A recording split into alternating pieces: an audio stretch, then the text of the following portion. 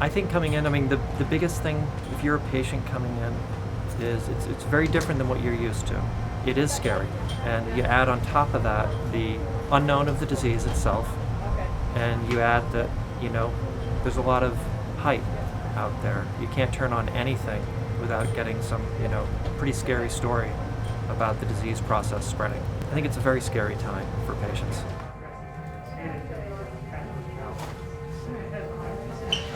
We have 6 units right now. 1 is COVID negative, 5 are COVID positive.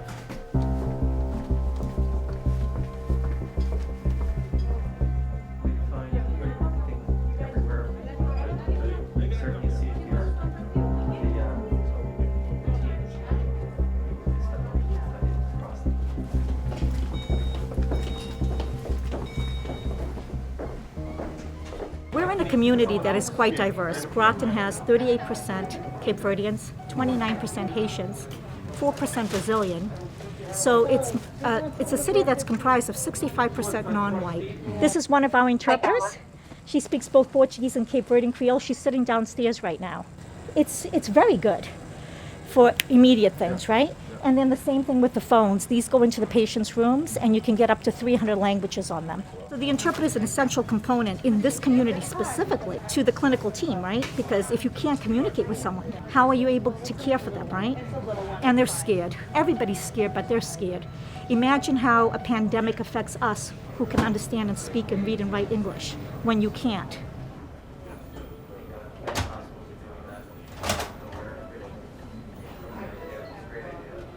I've worked in the Brockton community since I became a nurse. I went to Brockton School of Nursing since 1988. I'm very familiar with Brockton. I'm an immigrant myself, grew up in New Bedford in a multi-family home. So if you've ever lived in a multi-family home, it is impossible to social distance. You're literally touching someone as you're going up the stairs.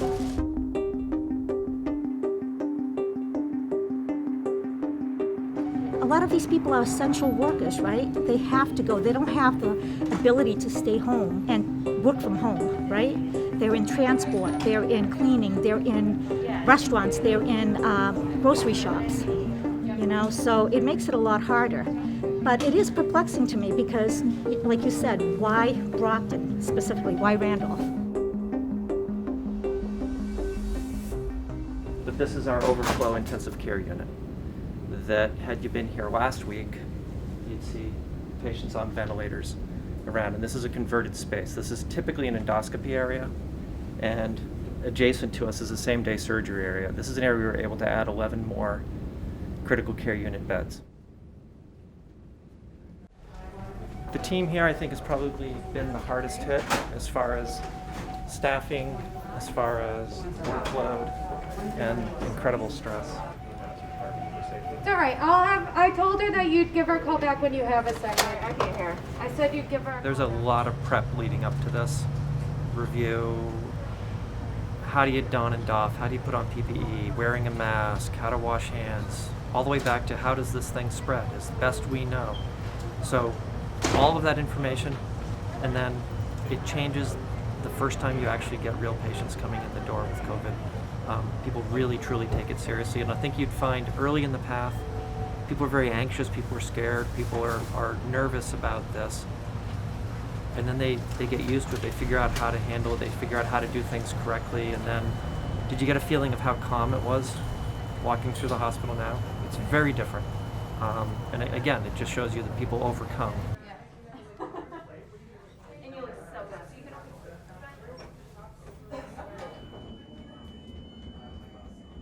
We probably plateaued last week.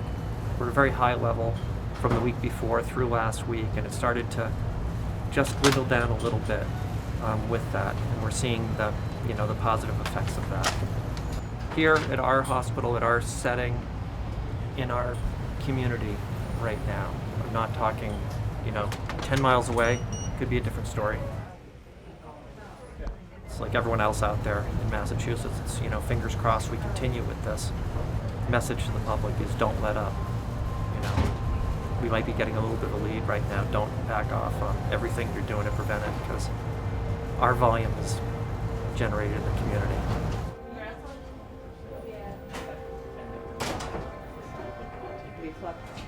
You can't take control on it.